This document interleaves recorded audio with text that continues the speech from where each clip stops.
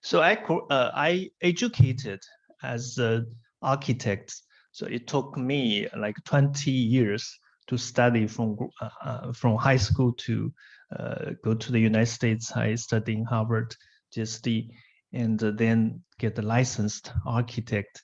So it's like a career path. You know, we spend so many years, so much time. We spend too much time to kind of to form to be some career.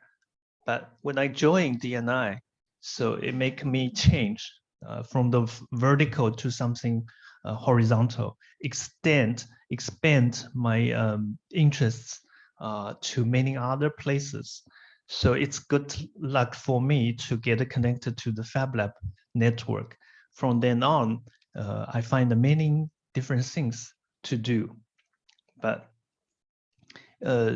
so I actually get the chance to make some local kind of benefits, not only in the education field, but I did spend a lot of time. We are doing a lot of things for the education, but we still have many others to cover. That is something, a very brief introduction about myself.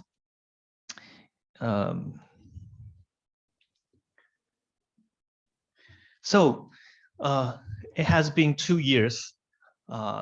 Last time we were in Seoul, Korea to celebrate the FAN5. At the end of the event, it was the proposal that we made to kind of facilitate the FAN6 in Shanghai. And it's supposed to 1 year later, that time was 2019. It's supposed to have FAN6 on the 2020, but the COVID came, so everything changed. But we still tried our best to really finally did it within these 2 days. Let's get some recap from FAN5.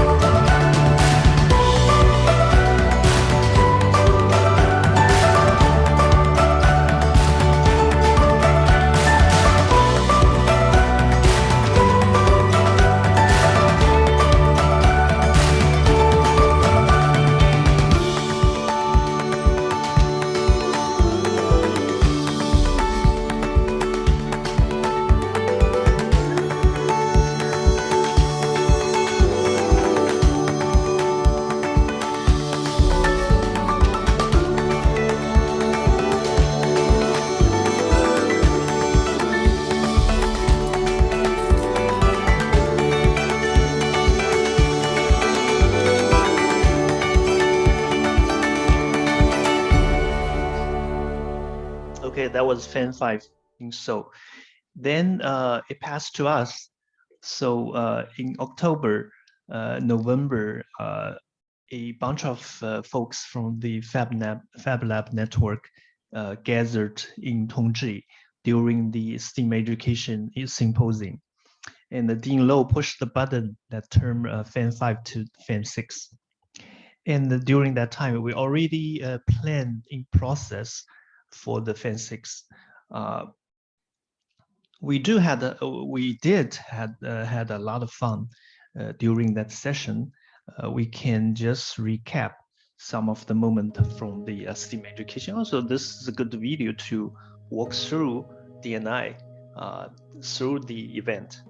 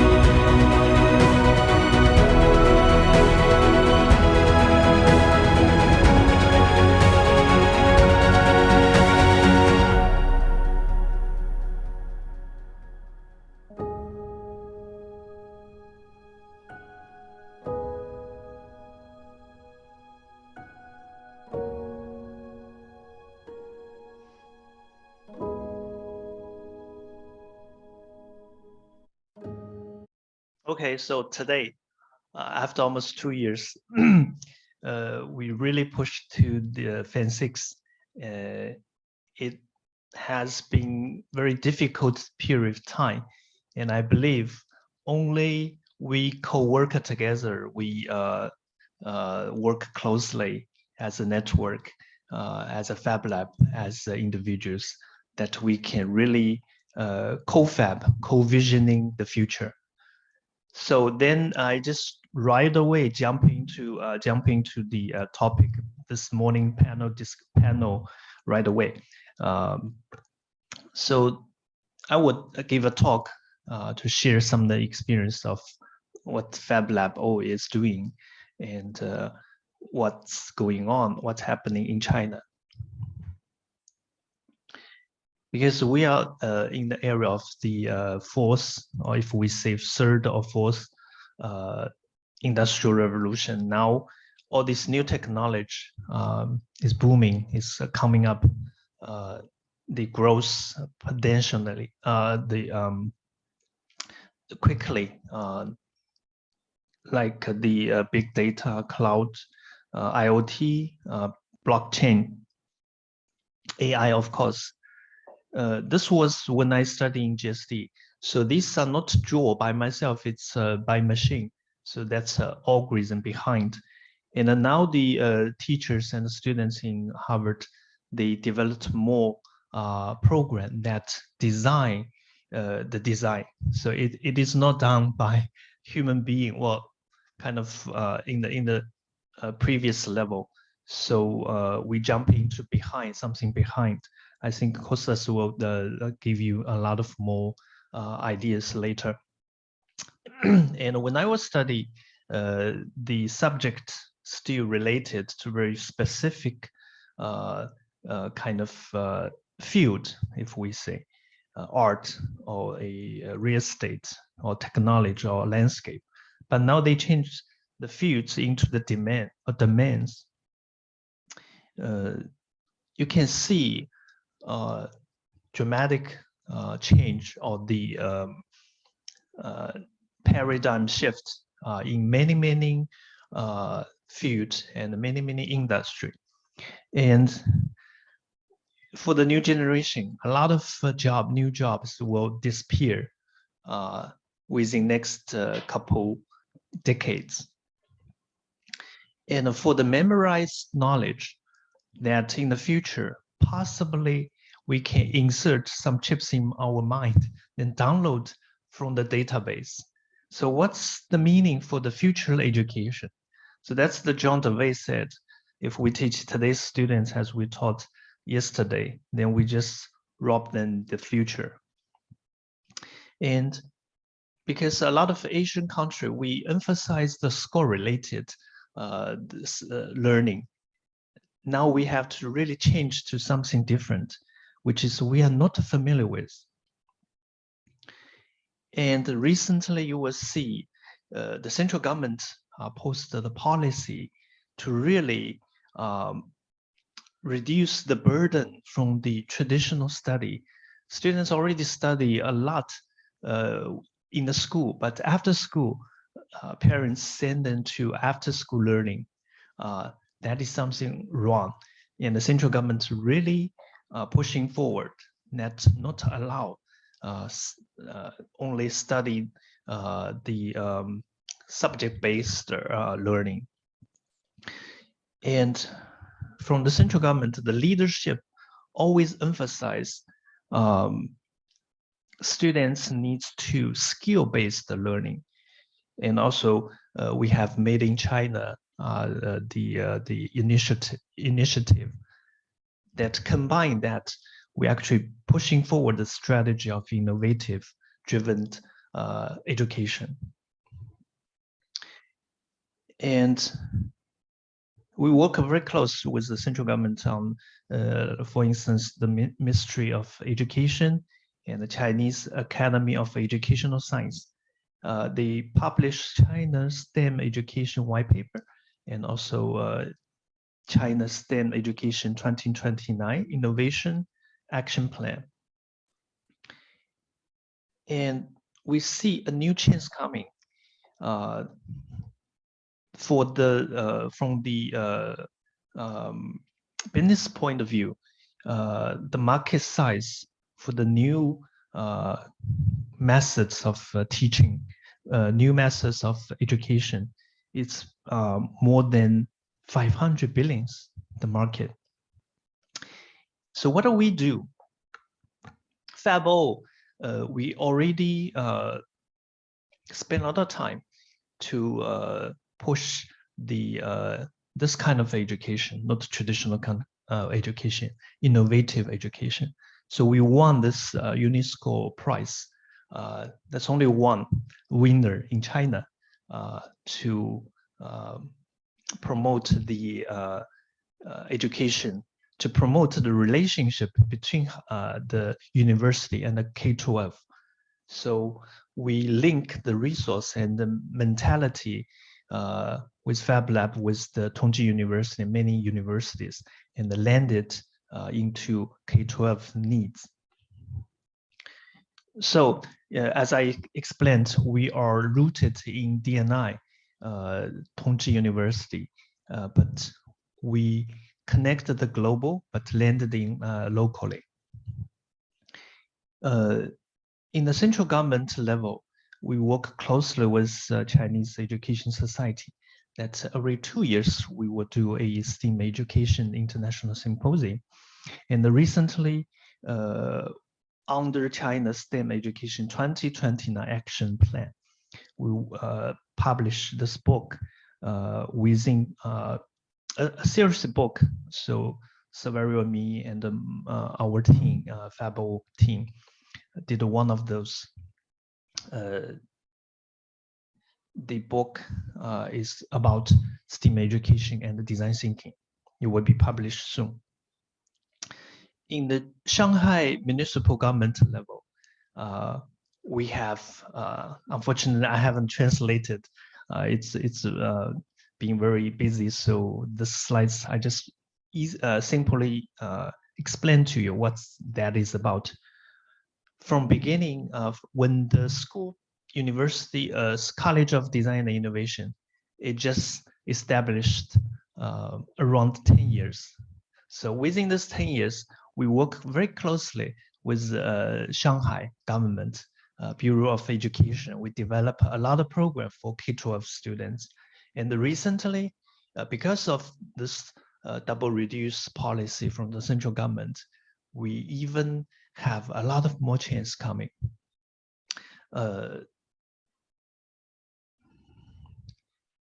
We also not only develop the curriculum, but also the ecosystem.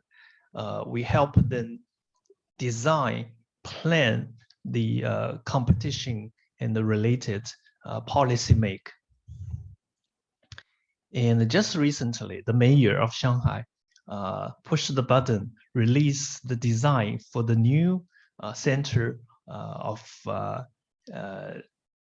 art and design center for Shanghai students. I can really quickly show you the video. I was an architect.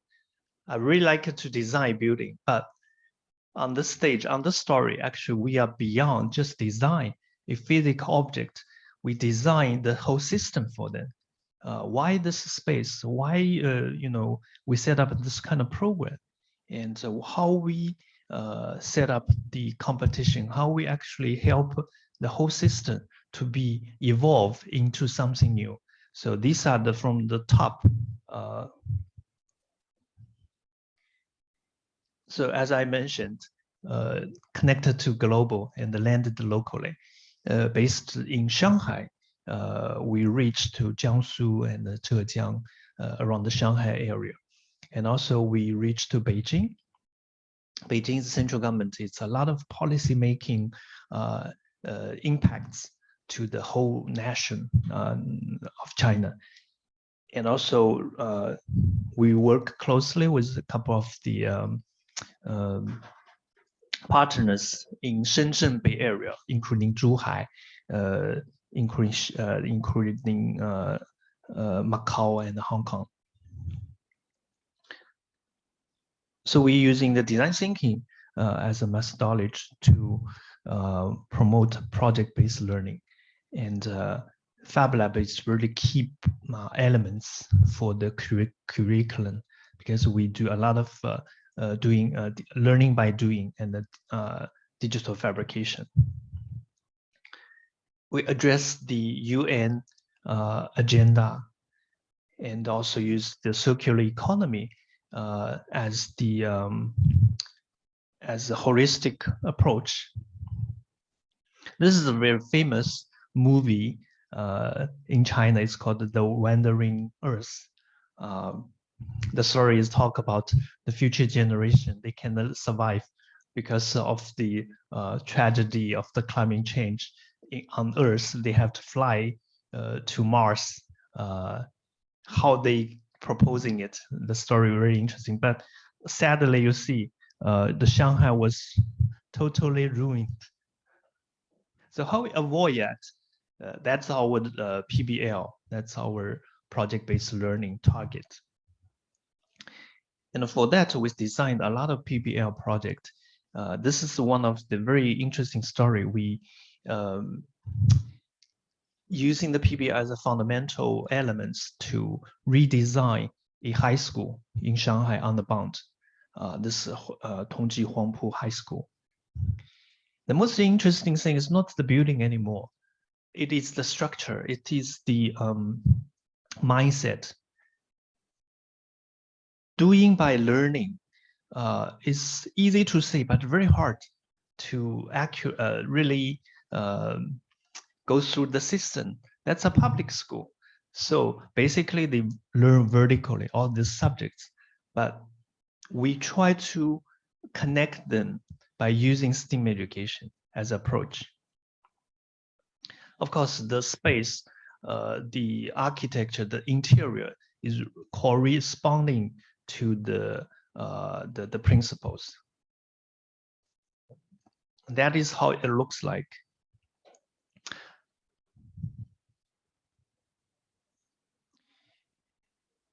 This is a small video that show how Fab Lab, Fab Academy can contribute to our K-12 curriculum.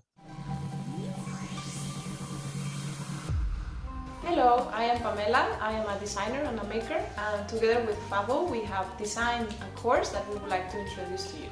The Unreadable Book is inspired by Bruno Munari, an Italian designer and inventor. He worked in a series of books where he explored through materials different narratives. So the idea was to break the regularity of a normal book through shape and objects and colors.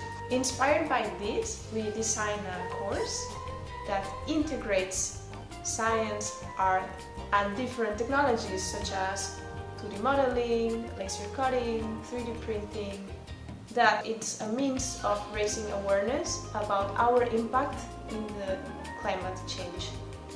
Because the book is based on the SDG development goals. We invite you to join us for this course where you will have lots of fun, but you will also learn a lot of new tools and skills that hopefully one day you will use them or you will even learn something new based on that. So hope to see you soon. Thank you. So fantastic contents that developed by one of the graduates from the Fab Academy. You can see a lot of elements like the 3D printing, laser cutter, 2D, 3D design, and the circuits. The electronic design, but in a very cute version for little ones. So, and also using the global concepts and the mentality combined with the local culture feature. For instance, we have the kids to make a paper that's a traditional of Chinese culture, and also silk printing, and many pieces from our Chinese traditional culture, the background. And we did a lot of more because of the time, so I cannot show all of them. Here's another piece, actually, the Kostas will talk about it. Kostas was my instructor back in Harvard GSD. So that was the master program. So how we use that kind of knowledge and structure to really load it down to something for students like middle school or early later primary school. That is something very different. So we pay a lot of time and we made a lot of efforts to really modify the contents to fit into their learning progress. So besides the education program, actually using the innovation, using the Fab Lab as an engine to really force the the innovations, social innovation, and for the companies. So there's many company that work very close with DNI, with Tongji, with Fab Lab. We just recently did with the wave maker in the automobile industry to really talk about future mobility. These are all the car company that we are talking about. If in the future we don't need a car anymore, how they will do, how their strategies, and also the workshop. We set up a mini Fab Lab within one of the French company that they do a lot of products for the car industry as well. And by end of my talk, I would send out the invitation. I quickly went through what we did, but looking forward to the future, we should cooperate a lot more. We did some experimental projects with someone like Rico in Japan and Fab Lab Taipei, many different places. We tried and we tried to invite many more to join, and we have a lot of chance, a lot of opportunity, but we really have to be close and really be together. So for the 2020 October of this year in Zhuhai, which is in the southern China, in the Shenzhen Bay area, we with Beijing Normal University Zhuhai campus, we'll do the third STEAM education symposium.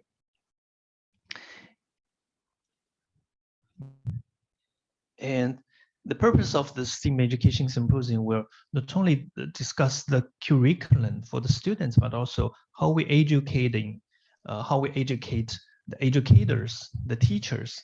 That is a big challenge for this structure. So we have to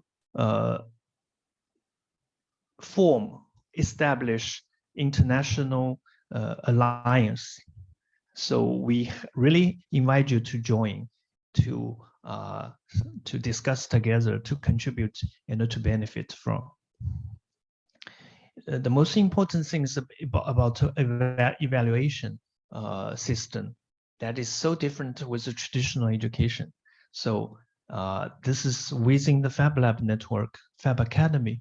We have something, but we need to develop a new system for K-12 education and the students, and teachers education program, and also we have a lot of other places rather than just Shanghai and Shenzhen, Beijing.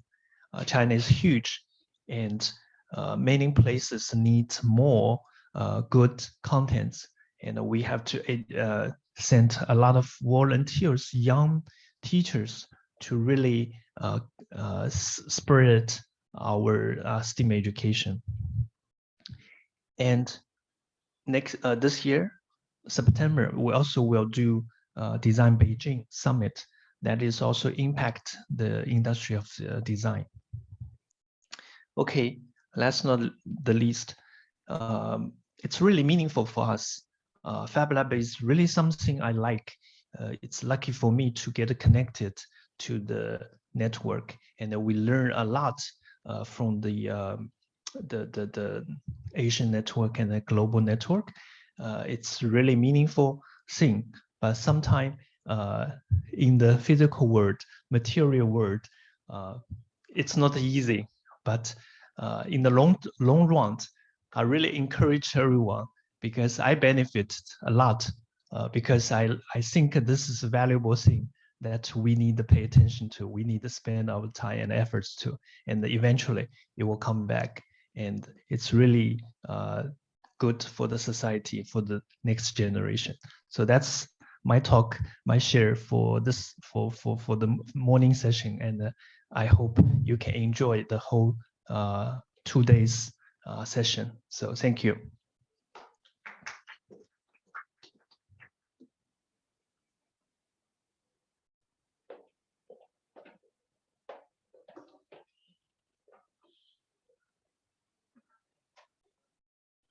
Thank you, Jeff. I have to use this one? No. Thank you, Jeff. So the morning session is not finished because we are talking about the role of Fab Labs in STEAM education. And so the next presenter, I think, is Costas, right? Is Costas? Okay. The next one is Costas, right? Somebody else, no? Huh? But we have the video already. Okay, so Oh, before you, we have Peter from the Netherlands. He sent, of course, he's in Europe now, and it is 4 a.m. So he sent us a pre-record video, and we are happy to see it about not this one, a video about how the United Nations Sustainable Development Goals are used in Fab Labs and how they can be used also in education. And then after this video, we will continue with Professor Costas Terzidis, and we also have Rodrigo Diaz from Seoul connected, and he will share about his experience in Seoul. And then we will have a small discussion among the presenters, both online and offline. And don't leave after the panel because we have the Fab exercise and some announcement for the afternoon. My name is Pieter van der Heijden from Amsterdam. The video is here. I'm going to present schools, Fab Labs, makerspaces, and the UN Sustainable Development Goals to you. And later I will give a workshop on the alignment of Fab Labs with these goals. Please note bit.ly/FAN6 SDGs for extra info. Thank you. We start our presentation with this picture of the 17 Sustainable Development Goals. This poster is in Chinese, but it is available in all languages and in all countries of the world. Please note that these goals are only the titles of 17 chapters. Far more important are the underlying 169 targets. The next slide gives an overview of the presentation. Schools, Fab Labs and makerspaces have 4 different relations with the SDGs. 1. The SDGs express themselves about education and training. 2. The schools want to have external activities and social impact. 3. They produce learning around the SDGs. And 4. They are being influenced by their stakeholders about the SDGs. In 2015, all countries of the world agreed with the UN resolution Transforming Our World, the 2030 Agenda for Sustainable Development, which contains the 17 goals and the 169 underlying sub-goals or targets. An enormous, ambitious social economic program to be carried out by all layers in society. The 17 goals are no poverty, zero hunger, good health and well-being, quality education, gender equality, clean water and sanitation, affordable and clean energy, decent work and economic growth, industry, innovation and infrastructure, reduce inequalities, sustainable cities and communities, responsible consumption and production, climate action, life below water, life on land, peace, justice and strong institutions, and partnerships for the goals. As said before, each goal consists a list of targets. In this picture you see the goal number 1, no poverty, and poverty in all forms everywhere, and all its targets. This is also the case for the other goals, and the targets are much more specific and detailed than the goals themselves. It is not sufficient if your Fab Lab only looks at goal number 4. Education and training, for instance, is part of the sub-goals, the targets of 6 different goals, and you see them in this slide. Skills, capacity building, training, education, it is all very important and concrete So it is interesting to browse through all the goals and targets. By analyzing the goals and targets that have to do with education and training, you can invent a vision and a mission for your Fab Lab and the future. This vision and mission you can work out in a business model template, like the business model canvas that is displayed on this site. It helps to clarify 9 important aspects. Enough about the future of education and training and the impact on the Fab Labs, etc. Now we are going the other way around. What impact can the Fab Labs have on their environment by using the SDGs? One problem is that there are so many goals and targets. It is important that Fab Labs and other organizations as well know how to focus. Make your own profile. An SDG profile is a set of 2, 3 or 4 SDGs which are most appropriate for a certain Fab Lab. So each Fab Lab can have its own SDG profile. We have a special workshop format where a Fab Lab can set the profile, align the profile with its activities and explore options for cooperation with other labs. Until now, 330 Fab Labs have drawn up their SDG profile. All these profiles come together in a central repository, and this is the source to produce all kind of interesting visualizations, like the one you see here for India, and also to look for options for further cooperation within the network. It is interesting to look at the popularity of the different goals in the SDG profiles. Number 4, quality education is most popular, and this followed by number 9, industry, innovation and infrastructure. And then follows number 12, responsible consumption and production, and number 11, sustainable cities and communities. All these data is free available. We continue now with the integration of the SDGs in education and training. Therefore, we consider the training production process as it happens in schools, but more or less also in Fab Labs and makerspaces. This process has 5 sub-processes. Train the trainer, develop the curriculum, develop the training content, manage the training content, and ultimately deliver the training program. The first sub-process is train the trainers. Our trainers, teachers and coaches need their regular training, of course, special training in social constructivism, maker education, integrated STEM, and last but not least, the SDGs.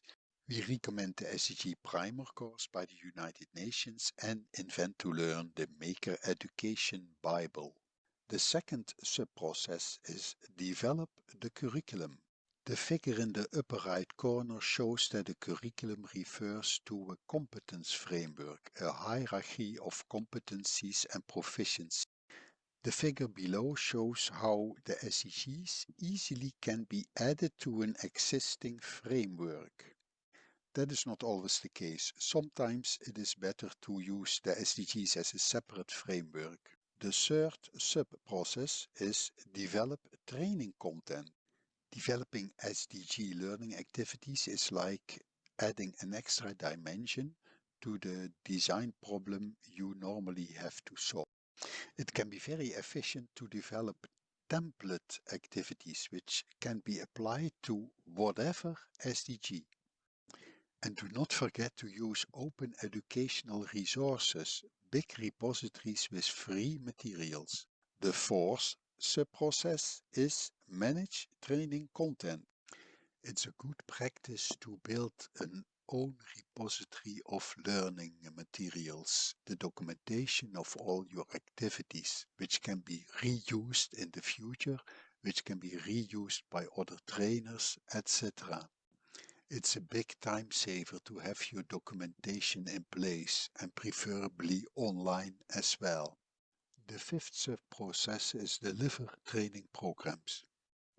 Now you bring the trainers, the trainees, the learning materials, the facilities and the materials together to let the actual learning take place.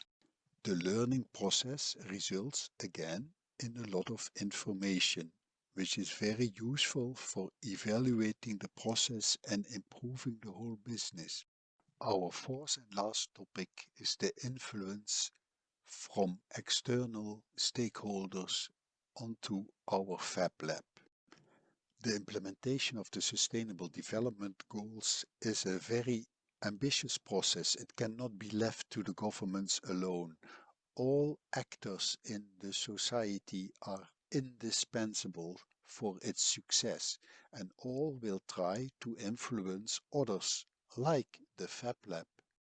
To conclude, we bring the four topics together in one overall picture.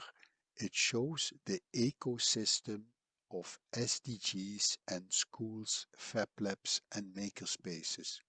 On behalf of the Global Working Group Fab Labs and Sustainable Development Goals, we thank you for your attention and we are glad to welcome you in our workshop later today.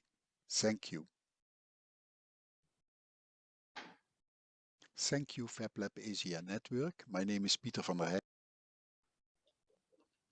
Okay, that was Peter. And now we can have Kostas Tertsidis.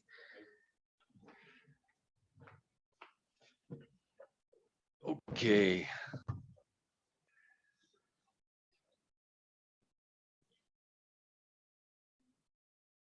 So,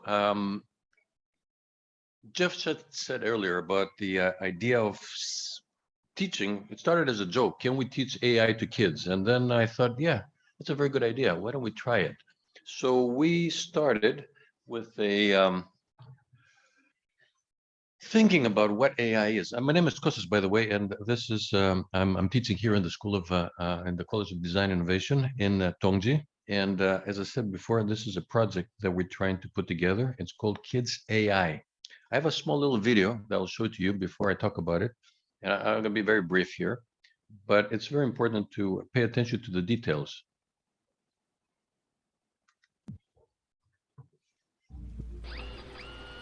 What is AI? What is AI design? What can kids learn from AI?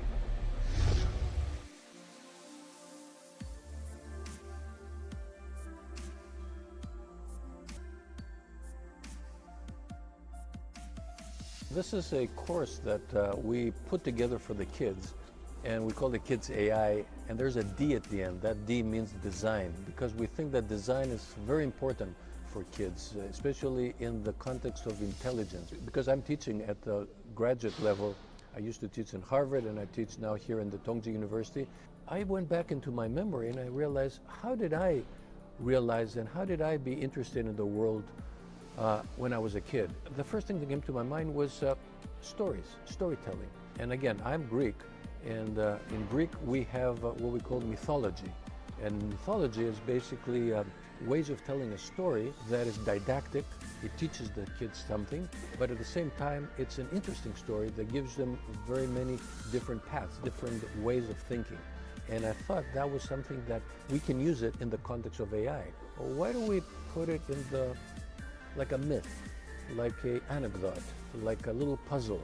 And somewhere around 12 years old, there's this difference where they start becoming more abstract. They start thinking in logical ways. They want to argue with you.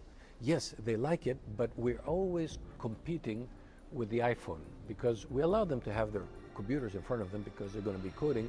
We start thinking, okay, why don't we do lectures in the form of TikTok, since that's what they're looking, or make the puzzles more like a game, like a computer game, or make a story more like a cartoon, because they are much more creative in ways of thinking. And design is a very important component because design is the way that you prove that you are creative.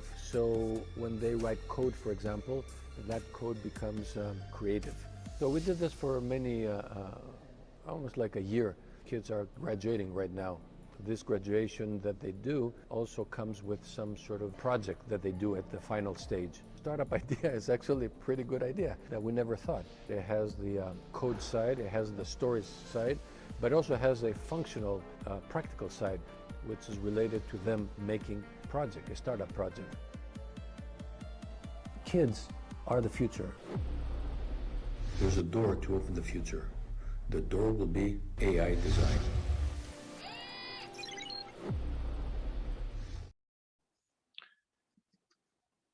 Okay, so this is for kids 8 to 14. So that's the end of elementary school and the beginning of high school. And it's this reason why we use this target kids population.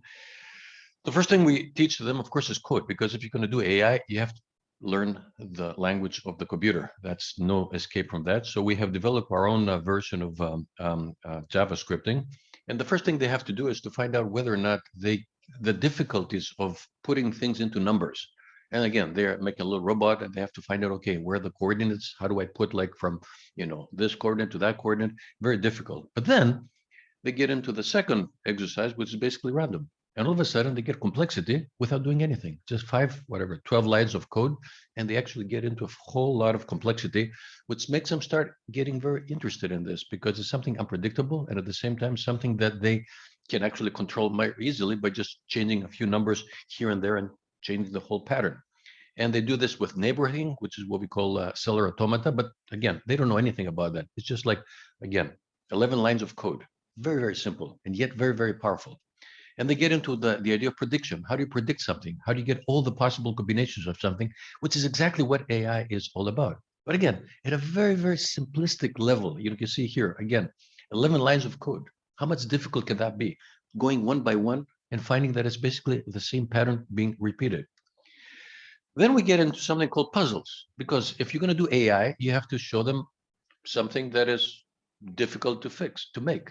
They have to invent ways. So puzzles, we have little blocks, we put them together, and they a regular puzzle that they do every day.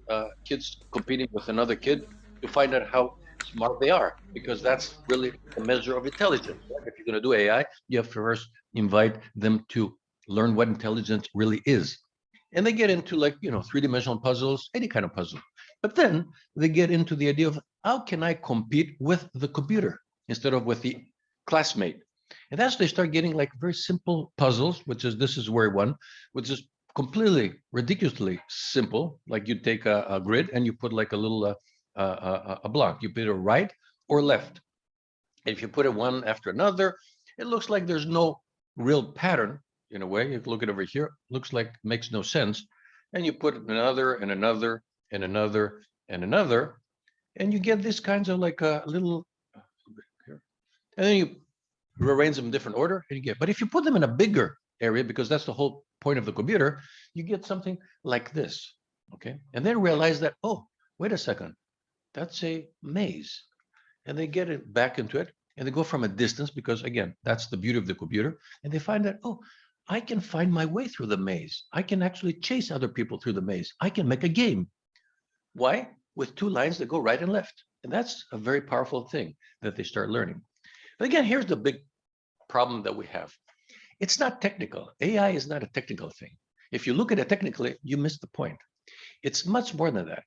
You have to tell them how, you have to convey a concept. And that's not easy. I mean, Fab Lab is in a way relatively easy because it's a toy. It's a physical thing. You play with it, right? You make a little robot, it moves around.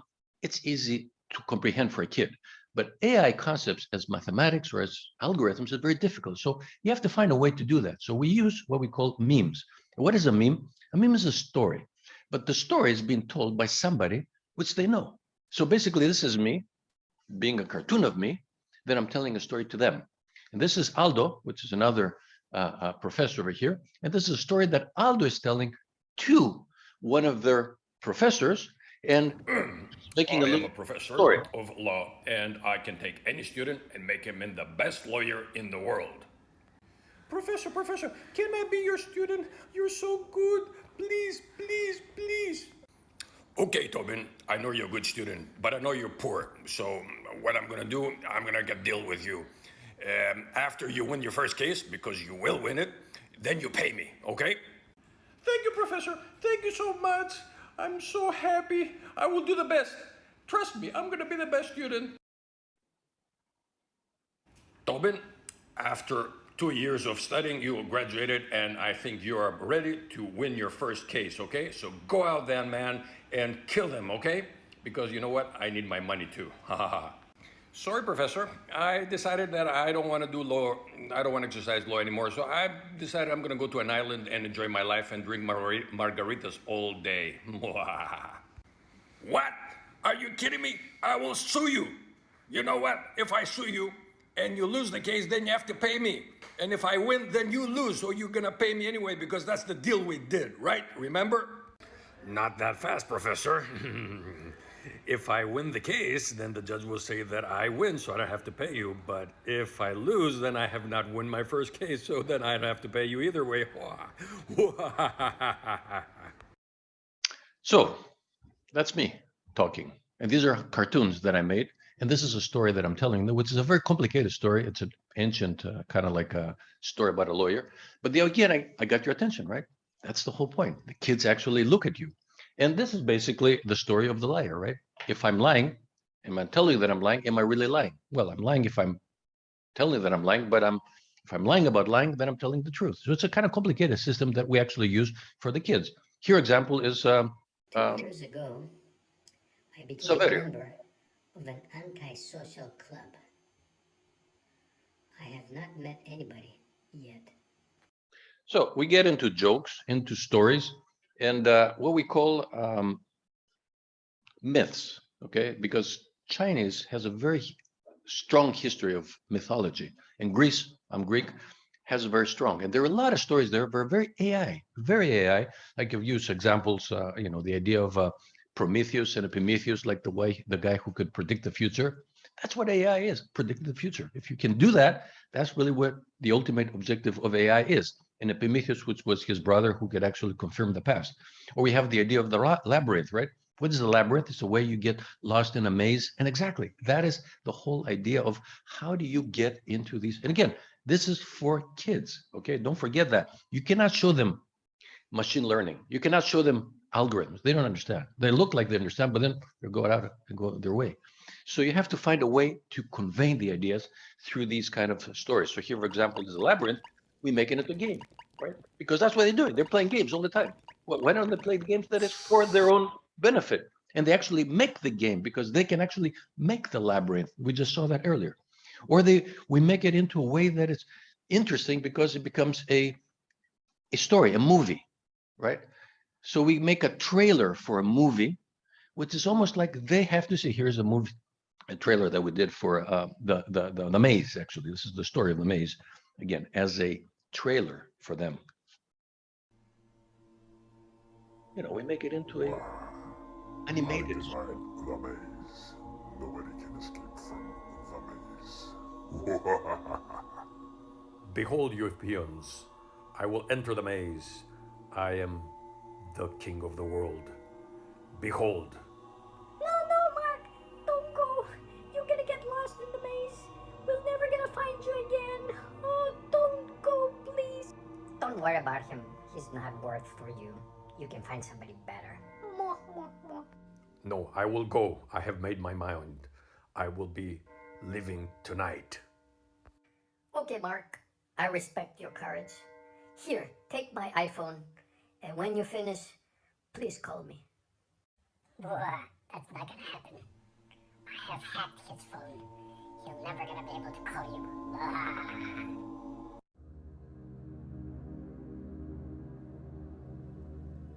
The trailer for the movie of the people. I'm the one talking, and then the actors are basically people they know, their own parents of the kids.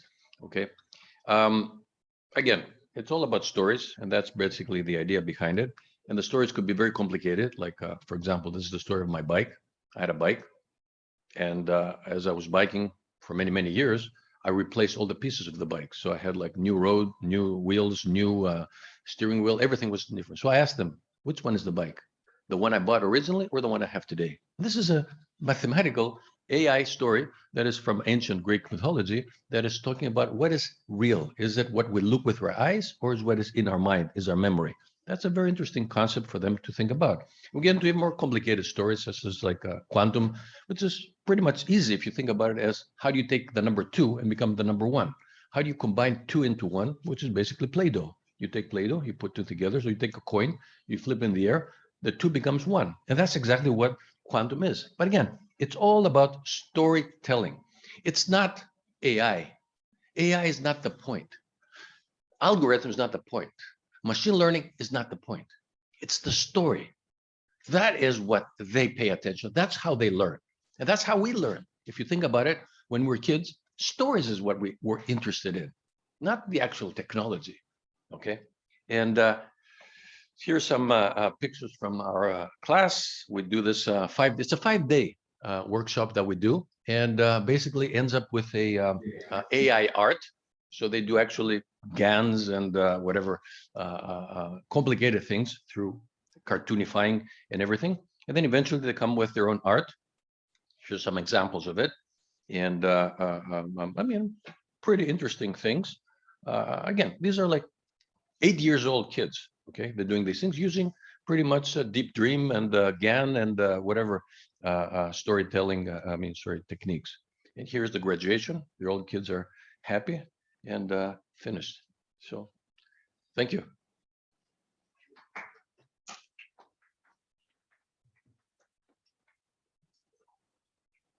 Thank you, Costas. That was really nice. Maybe next time you can do your video presentation just with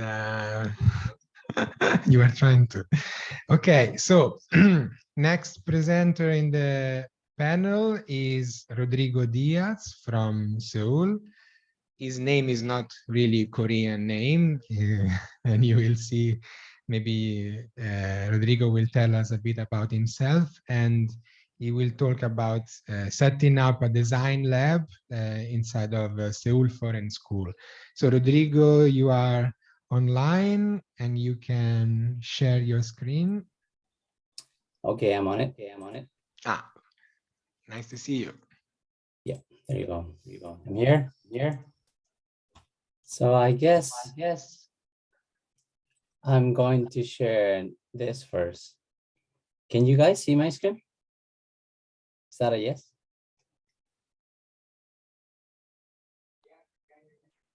Okay. So this is okay. Let me tell you just who am I. So I'm from Chile. I was born and raised in Chile, and I left there about like plus 20 years ago. And I live in Seoul for the past 17 years.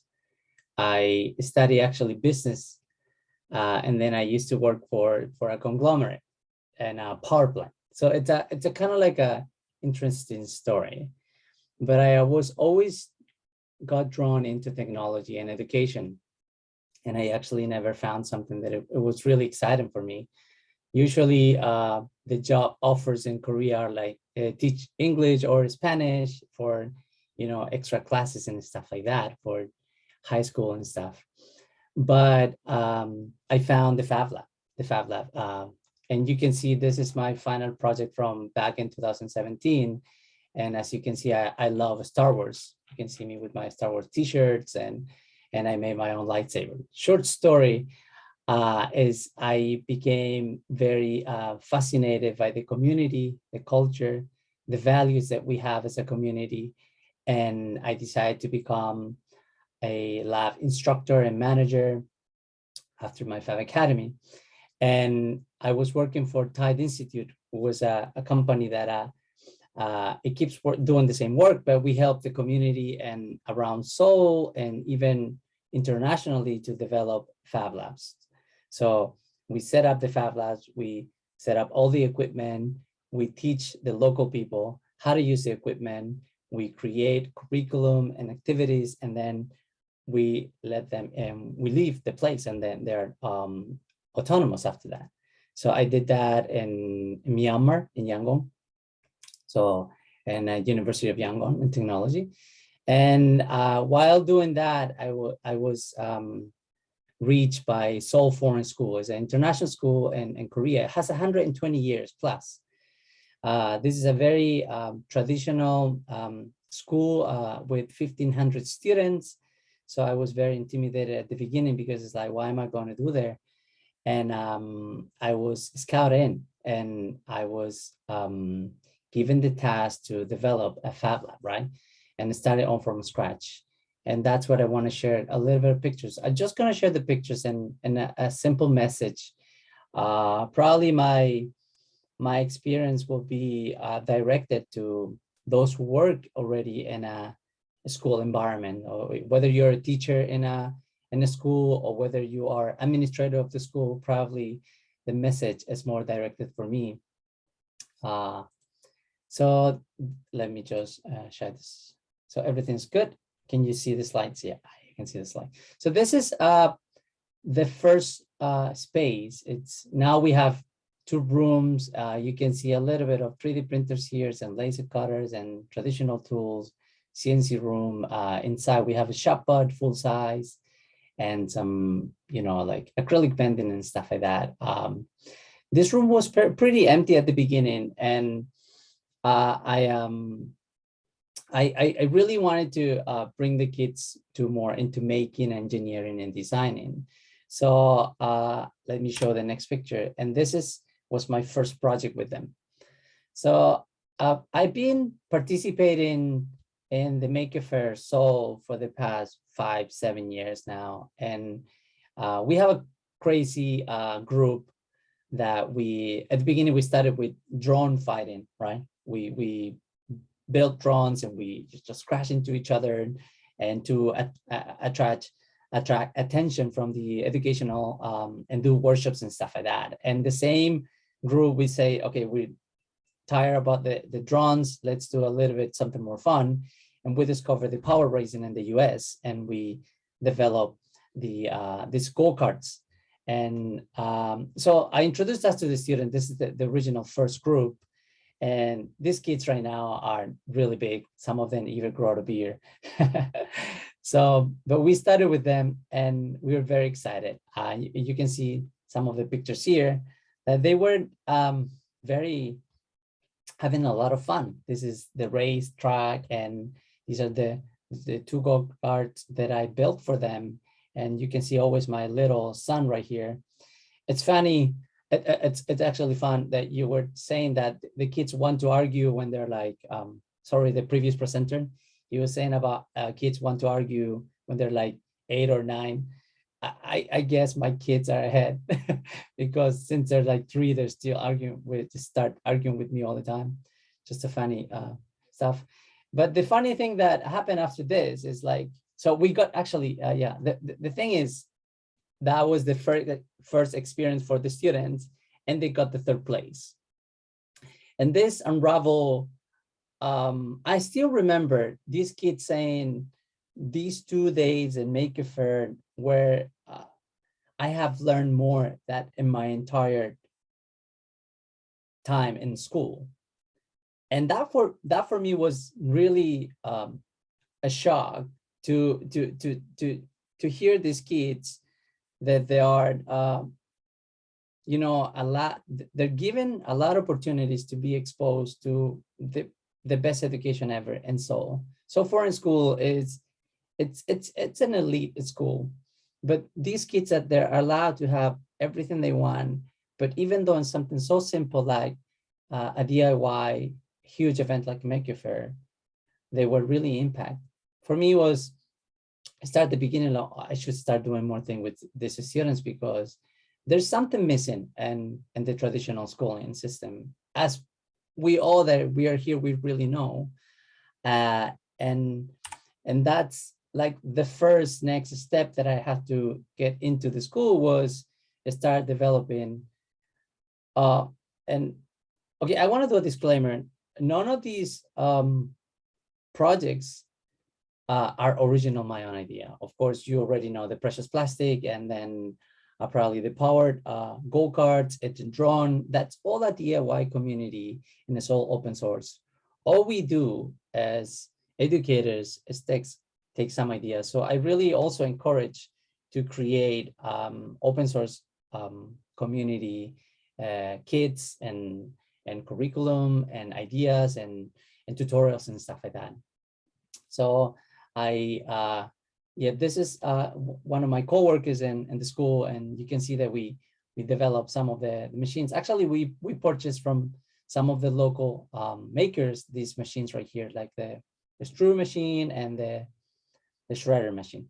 And these were all the PLA leftovers from our classes. So, and the kids, they have an amazing time. So I kind of like built this mold for this is the book opener keeper. So you put your finger in and keeps the book open. And it's incredible. I mean, you can see that, yeah, after that, we went into more, creating more tutorials with how to cut wax. And this is part of kind of like the curriculum we do in also in Fab Academy, how to cut 3D wax and then do the molding and casting. And I think that was what it was missing. This is kind of like the finish, what I wanted to finish, but to wrap up and kind of like say the message that I wanted to share with you guys is that the education system and industrial revolution have been very close apart, right? And we always are kind of influenced, the educational system is influenced by the revolution. So at the beginning, we were very into like, you know, getting our hands greased up.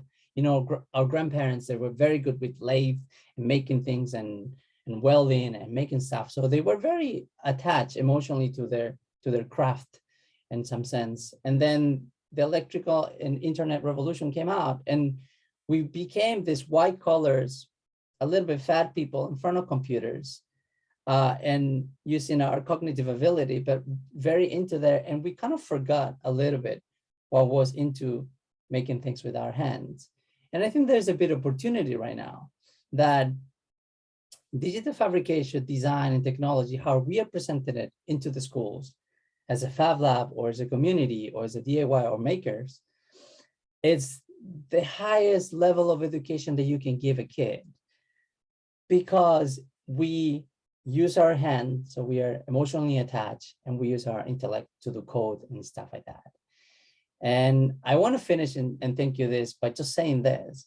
So I believe that the world is divided into very simple. I'm not going to go to gender or races and stuff like that. For me, it's even simpler than that. We have those who make problems and those with the ability to solve them. And my past 3 years in the school, I realized that if you give superpowers, like making powers, designing, innovating, teachers learn how to teach yourself, and everything that the maker community, the Fab Labs, and all what we're doing today is bringing it. It's the fastest way to bring people from the making problem to the solution. So, and I just want to share these tutorials that I'm creating for if anyone wants to learn how to use a laser cutter, vinyl cutters, and I will keep updating it for you guys to use. And that's it. Thank you.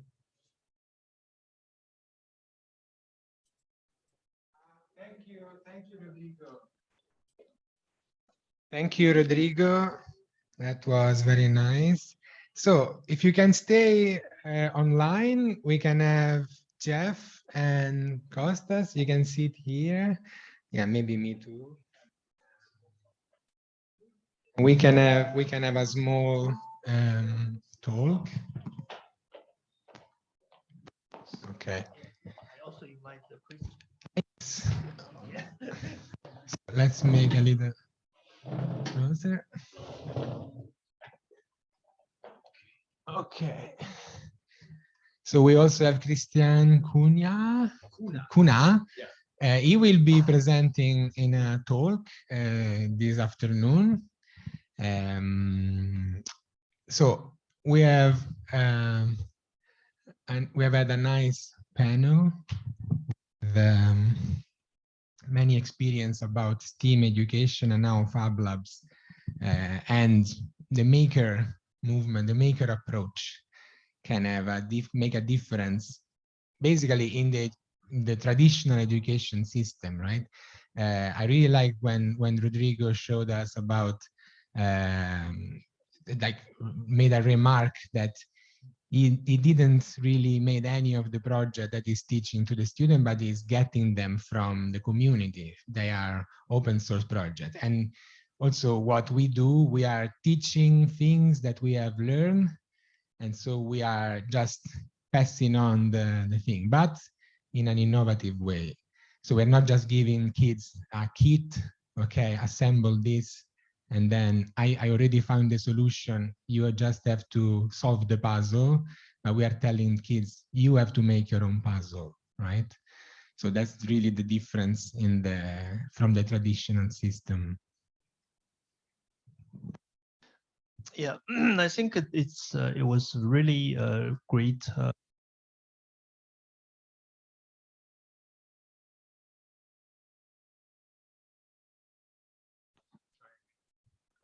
Hello. Okay. So yeah, it was really great talks during in the morning, and I think. Okay.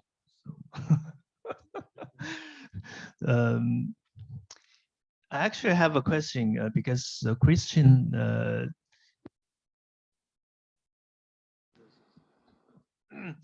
So I think Christian is kind of new to the Fab Lab. Well, he actually set up the labs in Adidas, the Maker Lab. So he's familiar with this maker culture. But today actually is the first time you listen to my whole presentation, what we really do. We already did some workshop together, but I think as a whole system for the STEAM education, STEM education in China, the practice we went through from the Fab Academy globally with MIT, with Neil Gershenfeld, with something local. We really spent several years. The DNI is 10 years. We spent like 5 years at least to really figuring out how to bring the knowledge from the global network to really find a solution for the local needs, especially for K-12 education. So I just wanted to, hear something from you. What do you think about, what we did, and from the some of the amazing people shared this morning, how you look at the future education in China, in Asian, and also in the global context? Yeah. No, you know how passionate I am about this project and what you do here at the College of Design and Innovation, because I really think that with the rapid digitalization of the whole world, the future of jobs, every job will have to be creative. And I think making the shift now from the STEM education, which is very science-based, extending it to STEAM, integrating creativity, integrating design is so necessary for future jobs, to shape a future society. So I think what you do here is simply amazing. I love your approach, Kostas, with the storytelling, really bringing it to life for children through gamification. I think that's also fascinating. I think all these things come together. And I mean, in China, it's still, it's an interesting time. It's the right time because I think the majority of education is still very hierarchical, still very top down. The teacher's always right. There's only one solution. So that's still the majority, but I see a lot of new initiatives focusing on creativity, experimenting with new forms of teaching, of learning. I mean, creativity has become part of the Gaokao already, which I think is a huge step forward. So I think the governments is aware of that and really doing something here. And I think what you do here is one of the most important things to drive this change. You just mentioned the Gaokao. So this is the Chinese exam to get out of high school and get in university. I think it's a common thing to all Asia, to many countries in Asia. They have this kind of system where your life basically depends on your score in the high school exam. And even before the score in the exam will make you get into maybe a better school and so on. So sometimes when we propose to parents or to school principals, we propose STEAM education, use the Fab Lab, digital fabrication, this different approach. They ask, okay, but how can this help my student to pass the Gaokao, or to pass, I don't know, in Japan or in Korea, to pass the final exam? So I think that, I don't know, but I think that maybe we are making a much longer shot kind of work in which eventually we are going to change the complete system based on this. Yeah, can I just add something? Because I also think I have a lot of very young Chinese friends, and I also see a tendency that a lot of them now consider doing alternative education and not following the pressure 996, getting into the grind here, but really doing their own thing, focusing more on creativity, opening their own little shop, going to a different city where life is calmer. So really bypassing the system and really focusing on their own community work, on their own business. So I think this is also an interesting trend where creativity and making plays a more, let's say, democratic role in giving people a chance. So, can I just use this one? Yeah, adding to that, I think it's adding on that, I just continue to share a little bit inputs from Chinese government and the movement. China went to rapid changes, and recently, because I shared the double reduction policy, I maybe forgot to mention another movement in Chinese education system that emphasize the promote the vocational school education. Half students after their high school, they probably go to the vocational school. It's still in the transitioning process, but you can see a lot of big difference in the changes, and so that it's bring a lot of new opportunity. Of course, it's very challenging from the old evaluation system towards something very new, not just based on the exams and the scores, but also you can see clearly the policymaker from top down already make some big steps and progress. For instance, Tongji now, if you aware, if you wanted to get into Tongji, for instance, all the Shanghai high school students, they not only need the Gaokao score, but they need a lot of other kind of evaluation pass or the score, not just based on the exams. So they need to take the PBL, they need to get the evaluation recommendations letters from professors in the universities, or from the social NGO, so on and so forth. So the top-down process already started, and you can see clearly we are moving towards many new directions. So maybe I would also ask some question to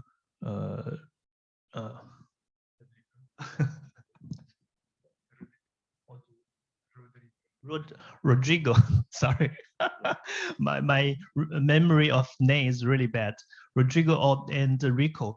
So if you can share some of the ideas about, I know maybe you are teaching in the international school, but what is new changes may be happening in Seoul, in Korean, and in Japan. I think it's I think the next generation, that's a totally new world, and I think the education pathway and system and the evaluation will be totally changed and reconstructed. Rodrigo? Sure. Well, what I can speak for is my own personal experience that it's, well, our school is based on the Ivy curriculum. So basically our students are just getting prepared to go to universities, and the competitiveness, it's insane, unhealthy sometimes. But I think it's not only our school, but in general, Korean school system is very competitive. To go try to get into Ivy University is the top priority of any Korean parents, right? And we're talking about 16 hours plus per day of after just including school. Of course, they go to school and then they go to a extra, in Koreans, they're called hagwons. They're the extra institute where they relearn math. They relearn everything that they learn in school. They go and learn it more. So the problem that is arising in Korea is that these hagwons, this institute, are ahead of the schools. So the kids come to the school and they already know everything the teacher has to say. So it's, for me, it's pretty crazy, because we are pushing so much knowledge into, but not real knowledge. They're pushing so much memorizing content that the students are overwhelmed and they don't really know what to do with it. So and the way I approach this, because I work with a lot of international teachers, so a lot of England, the US, international students from Europe, and then we have from Australia. So we have a very big variety of teachers. And then we have the design and technology teachers that I work very close with. They just discovered this Fab Lab and all the community and all the content that we have, and especially Fab Academy. So my role right now in the school is trying to bring Fab Academy to the school to teach the teachers, to train the teachers for them to apply more practical knowledge. And the way I talk to parents to tell them that that what we're doing is kind of like we are ahead of the game in that sense, is what Neil Gershenfield, the ex-director of the Center of Bits and Atoms and MIT, and our mentor of all of us, he says this digital revolution in fabrication is happening whether you like it or not. It's like a train is going past through, and it's changing the way how we do gaming, community service, education, and it's gonna pass whether you are in it or not. And we can see it already that these big companies like Tesla or like Elon Musk and Microsoft, they're not hiring people based on curriculums anymore, and I have a certificate that says that I know how to do something, but these people come with a repo or a website showing a bunch of projects that they've been developed for the past, 10 years. My son is 7 years old. He already knows how to do a little bit of code, and I will eventually teach him how to put that online and say, okay, what's your experience in code? And he can just share his website and show this is all the project. This is how, even personal stuff, like this is how I learned to do snowboarding with my dad when I was 10 years old. Or this is when I created this kind of project. I think that's gonna be the next future. So the question for us as educators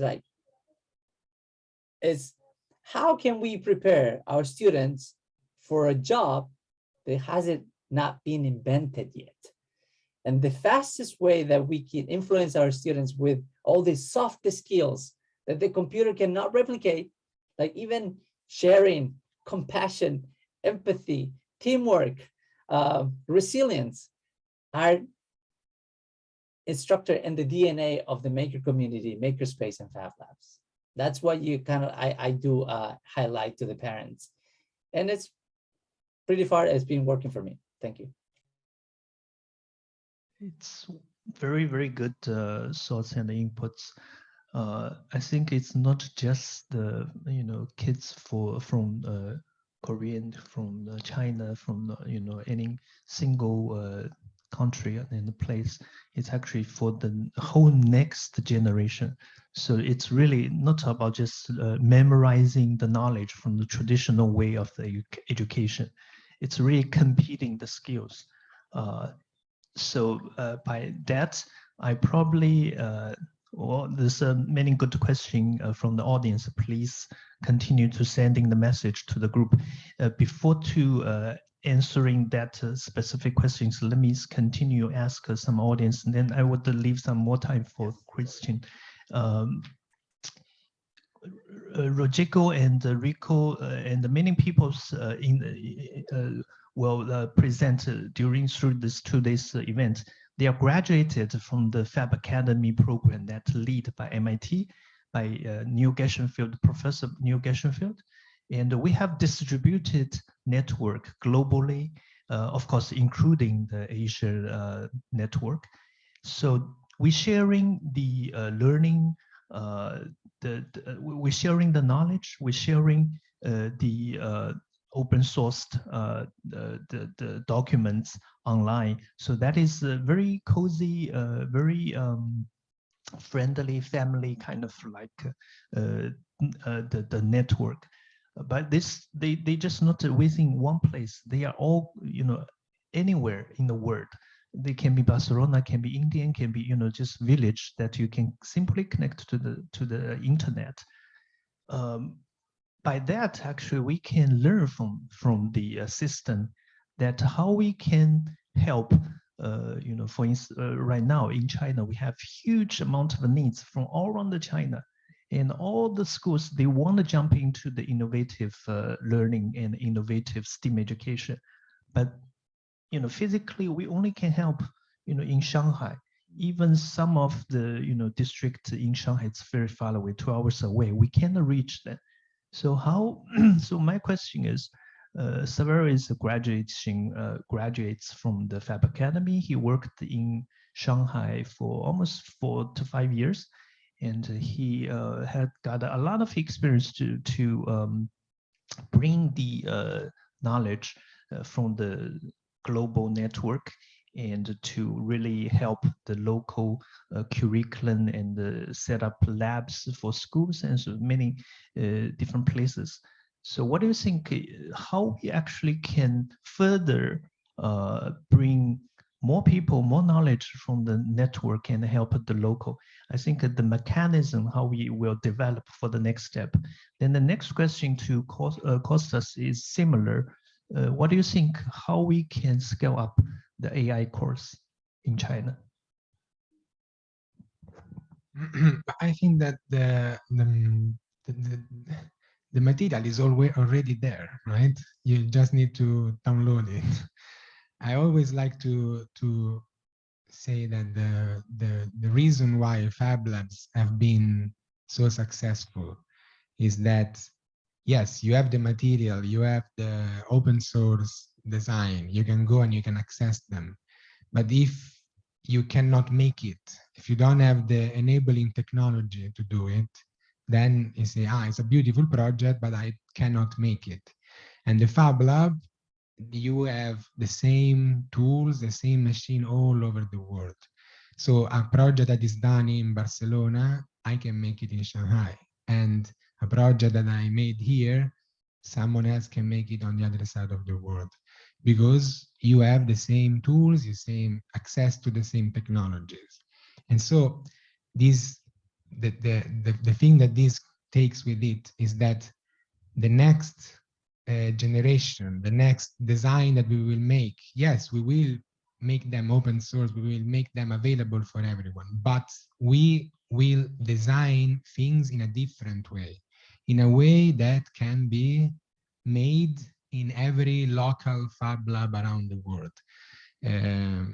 You don't go just buy something and it's made somewhere, maybe in China and shipped from the other side of the world, but you download the design, which is made for fabbable. It's a fabbable design. You download it from China, and then you go in your local Fab Lab and you make it.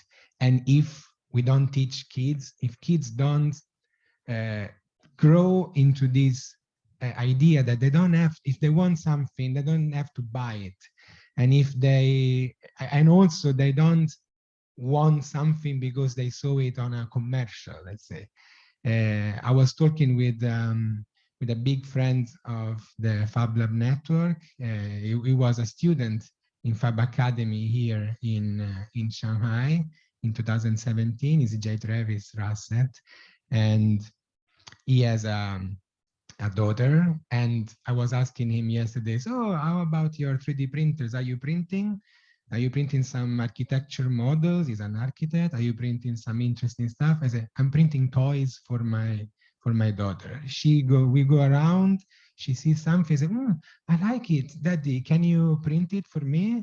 And then he prints toys for the daughter. So I really envision a future where you don't buy stuff, you make your stuff, but you need to know how to design it. Sorry, so there's I agree with that.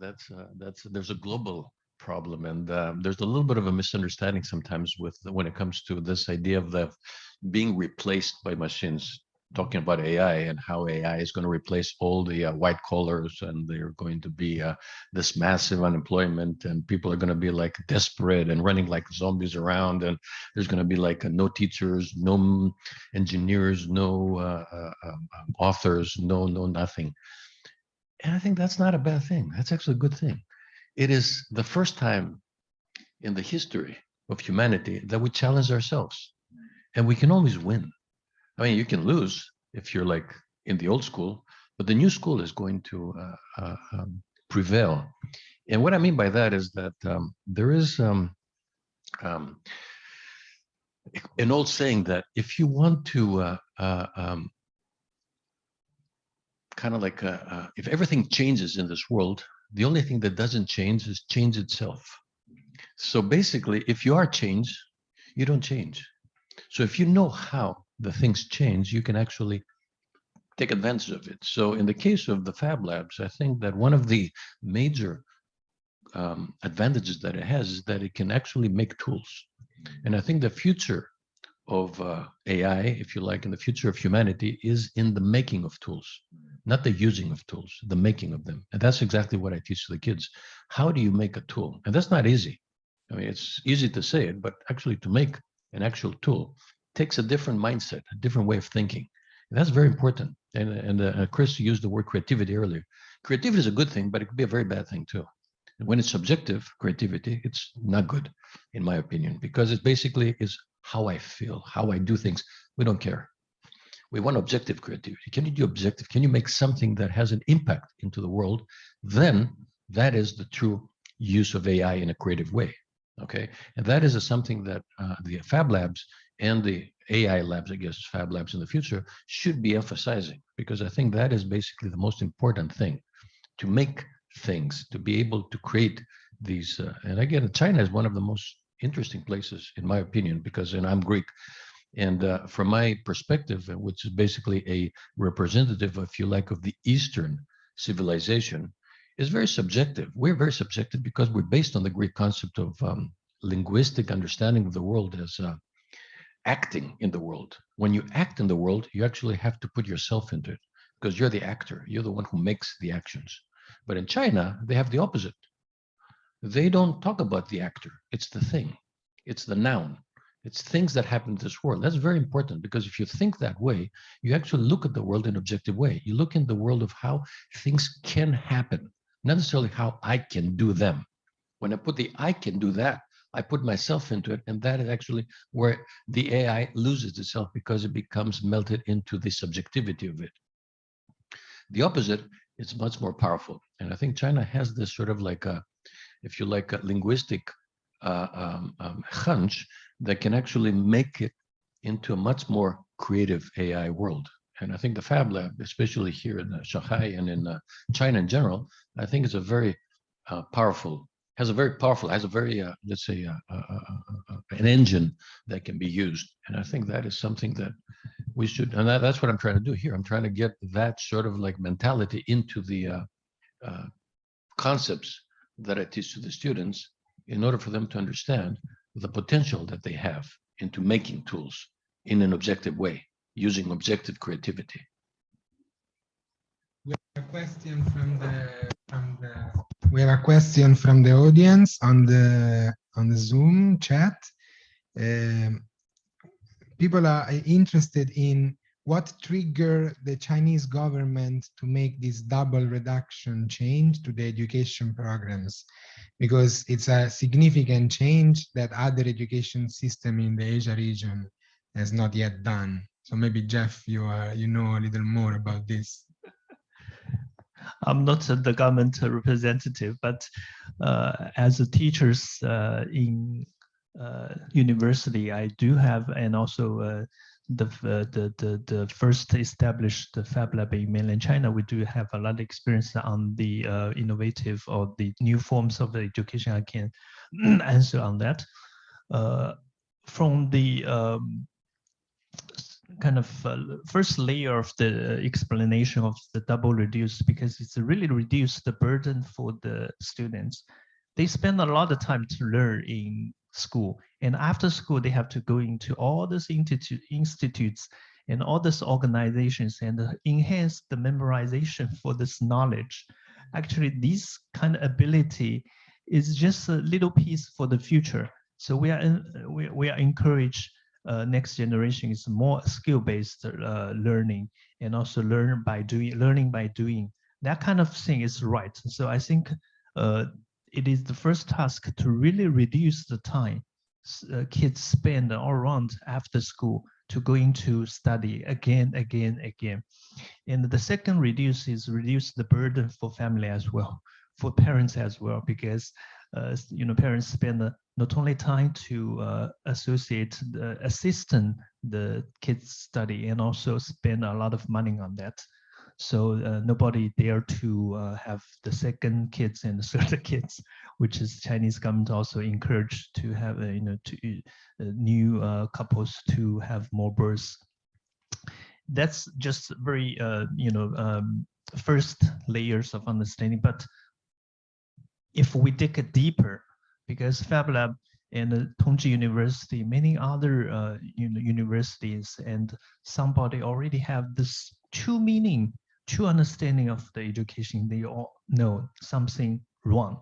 So policy making, from the government point of view, they just try to make something basic.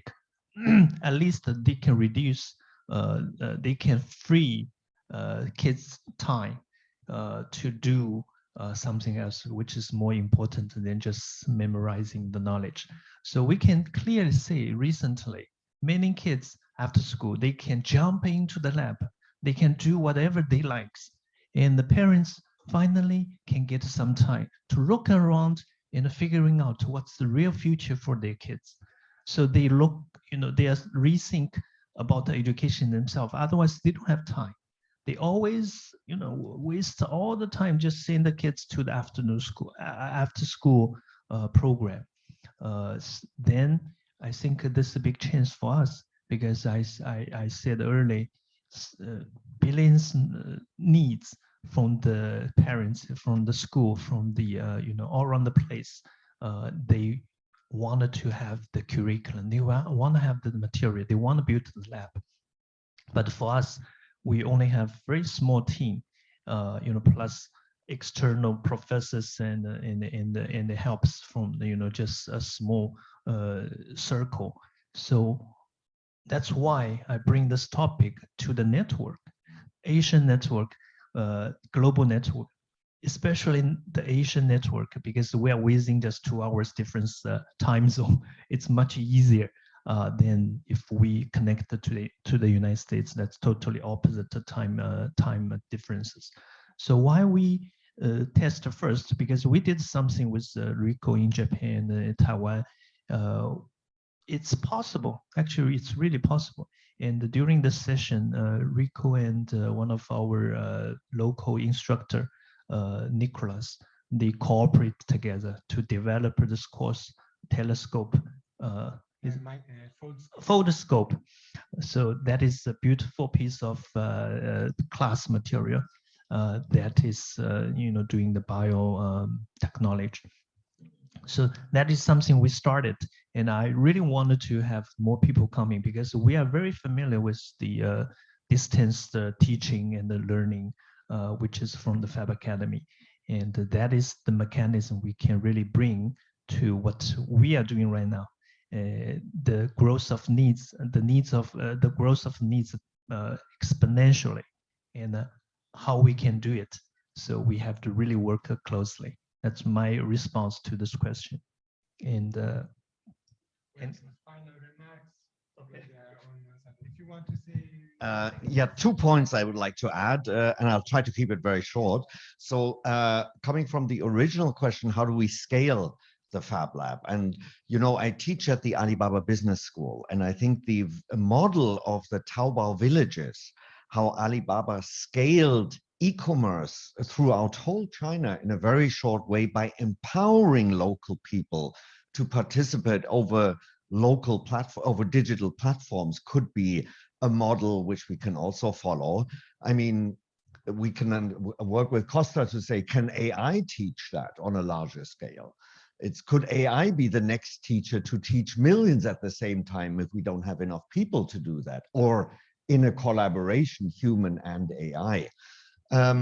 So I think that's one point. And thinking of the mobile labs you are developing in the container to build a framework which can be very easily, like you said, Severio, downloaded and just locally produced. So I think that's one thing to solve that. The second thing I would like to mention is, as important as children are, the children are the future. My point is also that we should, I think, look at the older people, look at the families and children, the parents, but also especially the older people, because in a few years, by 2050, the older population over 65 in China will be over 25%. So we'll have a huge shift. Also, the older population the gap of separation is growing because they don't understand technology so well.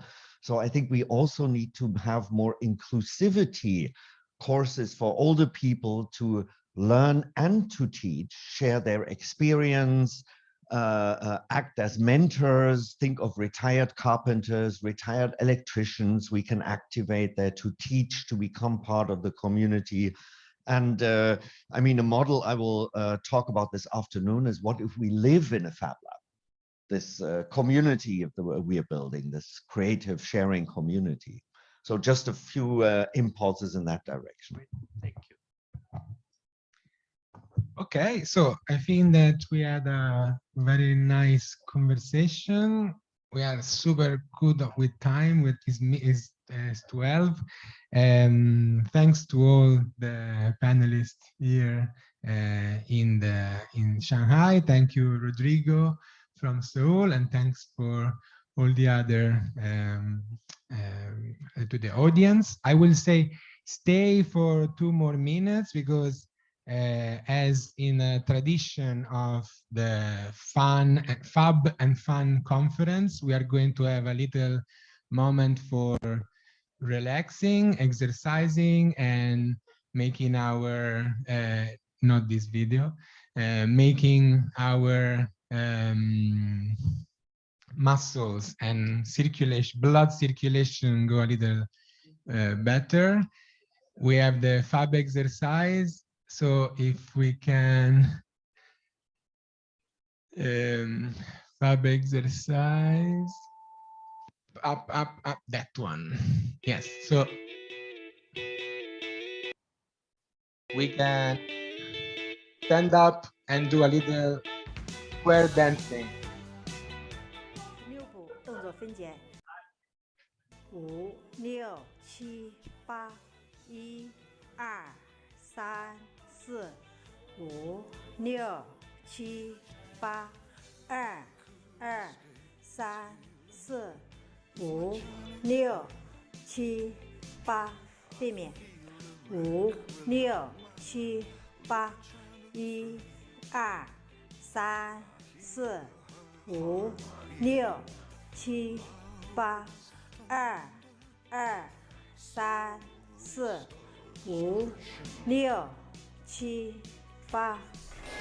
太阳出来，我爬山坡，爬到了山顶，我想唱歌，歌声飘给我妹妹听啊，听到我歌声的笑呵呵。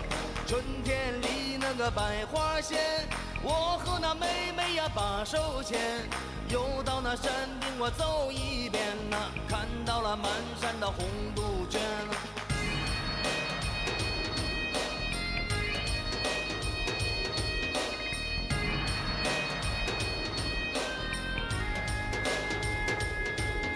我嘴里头笑的是哟哟哟，我心里头美的是啷个里个啷。妹妹她不说话，只看着我来笑啊，我知道她等我的大花轿。我嘴里头笑的是哟哟哟，我心里头美的是啷个里个啷。妹妹她不说话，只看着我来笑啊，我知道她等我来抱一抱，抱一抱那个抱一抱，抱着那个月亮它笑弯了腰。抱一抱那个抱一抱，抱着我那妹妹的上花轿。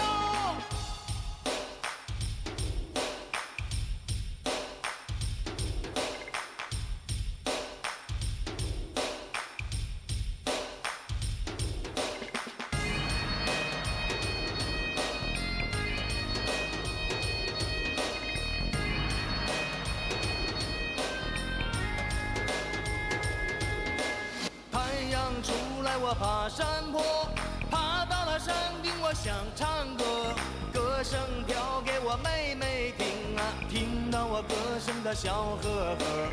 春天里那个百花鲜，我和那妹妹呀把手牵，又到那山顶我走一遍呐，看到了满山的红杜鹃。Okay, now that we are relaxed and we have our blood is circulating well, so stay tuned. We are gonna have a break of an hour and a half. We will keep the Zoom room open, and we will keep playing videos, so you can just come as a TV, like a Fab Lab Asia Network TV. At 1:30, we will be back in the main room, in the main Zoom conference, the same as now, and we will have the Fab Lab updates. So Fab Labs in the Asia Network will present what they are doing, what is their recent activities, and we have many interesting contribution. And then at 3 Shanghai time, we are going to start with workshops and talks. We have 4 workshops and 3 talks, super interesting topics with from people from the network, from all over the global network. And later on, I will also introduce the topics. But for now, you can go on fablabo.com/FAN6, and you can find all of the schedule for the workshops and the Zoom room for them. So thank you for this first morning, for this opening. Looking forward for later. Have a nice break.